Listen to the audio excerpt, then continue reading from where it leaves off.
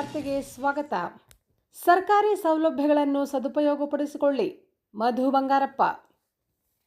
ಸರ್ಕಾರ ಮಕ್ಕಳ ಶಿಕ್ಷಣಕ್ಕೆ ಒತ್ತು ನೀಡಿ ಸರ್ಕಾರದಿಂದ ವಿದ್ಯಾರ್ಥಿಗಳ ಶಿಕ್ಷಣ ಗುಣಮಟ್ಟಕ್ಕೆ ಹಲವಾರು ಉಚಿತ ಯೋಜನೆಗಳನ್ನು ನೀಡುತ್ತಿದ್ದು, ಅವುಗಳ ಸೌಲಭ್ಯಗಳನ್ನು ಪಡೆದುಕೊಳ್ಳಲು ಪ್ರತಿಯೊಬ್ಬರೂ ಮುಂದಾಗಬೇಕು ಎಂದು ಶಾಲಾ ಶಿಕ್ಷಣ ಮತ್ತು ಸಾಕ್ಷರತಾ ಇಲಾಖೆ ಸಚಿವ ಮಧು ಬಂಗಾರಪ್ಪ ಹೇಳಿದರು. ಅವರು ಕೊಪ್ಪಳ ಜಿಲ್ಲೆಯ ಕೂಕನೂರು ತಾಲೂಕಿನ ಕೋಮಲಾಪುರ ನೂತನ ಸರ್ಕಾರಿ ಪ್ರೌಢಶಾಲೆ ಮತ್ತು ತಳಕಲ್ ಗ್ರಾಮದಲ್ಲಿ ನೂತನವಾಗಿ ನಿರ್ಮಿಸಿದ ಸಮುದಾಯ ಆರೋಗ್ಯ ಕೇಂದ್ರ ಉದ್ಘಾಟನಾ ಸಮಾರಂಭದಲ್ಲಿ ಜ್ಯೋತಿ ಬೆಳಗಿಸುವ ಮೂಲಕ ಕಾರ್ಯಕ್ರಮಕ್ಕೆ ಚಾಲನೆ ನೀಡಿ ಮಾತನಾಡಿ, ಸರ್ಕಾರಿ ಶಾಲೆಗೆ ಉತ್ತಮ ಶಿಕ್ಷಕರನ್ನು ಸರ್ಕಾರವೇ ನೇಮಕ ಮಾಡಿಕೊಳ್ಳುವುದರಿಂದ ಅವರು ಗುಣಮಟ್ಟದ ಶಿಕ್ಷಣ ನೀಡುತ್ತಾರೆ. ಪಾಲಕರ ತಪ್ಪು ಕಲ್ಪನೆಯಿಂದ ಖಾಸಗಿ ಶಿಕ್ಷಣದತ್ತ ಒಲವು ತೋರಿಸಬಾರದು ಎಂದರು. ರಾಜ್ಯದಲ್ಲಿ ಪ್ರಾಥಮಿಕ ಹಾಗೂ ಪ್ರೌಢಶಾಲೆಗಳಲ್ಲಿ ಶಿಕ್ಷಕರ ಕೊರತೆ ಇರುವುದು ನಮ್ಮ ಗಮನಕ್ಕೆ ಇದೆ. ಈ ಮೊದಲು ಬೊಮ್ಮಾಯಿ ಸರ್ಕಾರದಲ್ಲಿ 53,000 ಅತಿಥಿ ಶಿಕ್ಷಕರ ಕೊರತೆ ಇದ್ದು, ಆದರೆ 3.5 ವರ್ಷದಲ್ಲಿ ಕೇವಲ 4,900 ಶಿಕ್ಷಕರನ್ನು ನೇಮಕ ಮಾಡಿಕೊಂಡರು. ಆದರೆ ನಾನು ಸಚಿವರಾದ ಮೇಲೆ 13,500 ಶಿಕ್ಷಕರನ್ನು ನೇಮಕ ಮಾಡಿಕೊಂಡಿದ್ದೇನೆ. ಇನ್ನು ಮುಂದಿನ ದಿನಗಳಲ್ಲಿ 10ರಿಂದ 12,000 ಶಿಕ್ಷಕರನ್ನು ನೇಮಕ ಮಾಡಿಕೊಳ್ಳುತ್ತೇನೆ ಎಂದರು. LKG, UKGಗಳನ್ನು ಬಂದ್ ಮಾಡಿ ಪ್ರಾಥಮಿಕ ಶಾಲೆಗೆ ಸೇರಿಸುತ್ತೇನೆ ಎಂದಿದ್ದು, ಯಾವುದೇ ಕಾರಣಕ್ಕೂ ಅಂಗನವಾಡಿಯನ್ನು ಬಂದ್ ಮಾಡುವುದಿಲ್ಲ. ಅಂಗನವಾಡಿ ಶಿಕ್ಷಕಿಯರು ಭಯ ಪಡುವ ಅಗತ್ಯವಿಲ್ಲ ಎಂದು ಸ್ಪಷ್ಟಪಡಿಸಿದರು. ಒಟ್ಟಾರೆ ಕಲ್ಯಾಣ ಕರ್ನಾಟಕ ಭಾಗದ ಶಿಕ್ಷಣಕ್ಕೆ ನಮ್ಮ ಸಿದ್ದರಾಮಯ್ಯ ನೇತೃತ್ವದ ಸರ್ಕಾರ ಮಹತ್ವ ನೀಡಿದ್ದು, ಇನ್ನು ಉನ್ನತ ಶಿಕ್ಷಣ ನೀಡುವ ಗುರಿ ಹೊಂದಿದೆ ಮತ್ತು ನೀಟ್ ಕ್ಲಾಸ್, CET ಕ್ಲಾಸ್ಗಳನ್ನು ಸರ್ಕಾರದಿಂದ ಉಚಿತವಾಗಿ ಮಾಡಲು ತೀರ್ಮಾನಿಸಲಾಗಿದೆ ಎಂದರು.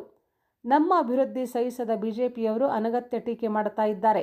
ಬಿಜೆಪಿ ಅವರಿಗೆ ತಪ್ಪು ಹುಡುಕುವುದೇ ದೊಡ್ಡ ಕೆಲಸ ಮಾಡಿಕೊಂಡಿದ್ದಾರೆ ಎಂದು ತಿರುಗೇಟು ನೀಡಿದರು. ನಂತರ ಶಾಸಕ ಬಸವರಾಜ ರಾಯರೆಡ್ಡಿ ಮಾತನಾಡಿ, ಬಂಗಾರಪ್ಪನವರು ನಮ್ಮ ರಾಜಕೀಯ ಗುರು. ಇವರ ಆಡಳಿತಾವಧಿಯಲ್ಲಿ ರೈತರ ಪಂಪ್ಸೆಟ್ಗಳಿಗೆ ಉಚಿತ ವಿದ್ಯುತ್ ಯೋಜನೆ ನೀಡಿದ್ದು, ಅದು ಇಂದಿಗೂ ಪ್ರಸ್ತುತವಾಗಿದೆ. ನಮ್ಮ ಸಿದ್ದರಾಮಯ್ಯ ನೇತೃತ್ವದ ಕಾಂಗ್ರೆಸ್ ಸರ್ಕಾರ ನುಡಿದಂತೆ ನಡೆಯುತ್ತಿದ್ದು, ಅನ್ನಭಾಗ್ಯ, ಸ್ತ್ರೀಶಕ್ತಿ, ಗೃಹಲಕ್ಷ್ಮಿ, ಉಚಿತ ವಿದ್ಯುತ್ ಯೋಜನೆಯಂತಹ ಮಹತ್ತರ ಜನಪರ ಯೋಜನೆಗಳನ್ನು ನಮ್ಮ ಸರ್ಕಾರ ನೀಡುತ್ತಿದೆ. ದಕ್ಷ ಆಡಳಿತ ನೀಡುವಲ್ಲಿ ಸರ್ಕಾರ ಕೆಲಸ ಮಾಡಬೇಕು. ಕೇವಲ ಟೀಕೆ ಟಿಪ್ಪಣಿ ಮಾಡುವುದು ಸರಿಯಲ್ಲ. ನಮ್ಮ ಕ್ಷೇತ್ರಕ್ಕೆ ಇನ್ನೂ 12 ಸರ್ಕಾರಿ ಪ್ರೌಢಶಾಲೆ, 5 ಜೂನಿಯರ್ ಕಾಲೇಜು, 3 ಹೊಸ Morarji Itagi commerce science college ಮಂಜೂರಾಗಿದೆ ಎಂದರು.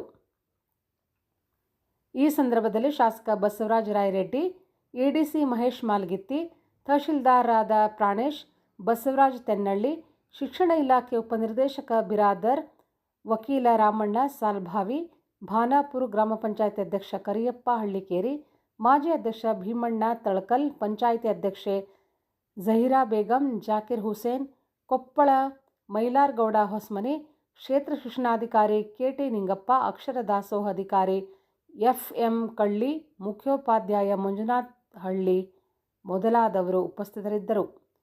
ಚೆನ್ನಯ್ಯ ಹಿರೇಮಠ್ ಸುಮಾರು 2015ರಿಂದ 2024 ಅಂದ್ರೆ 9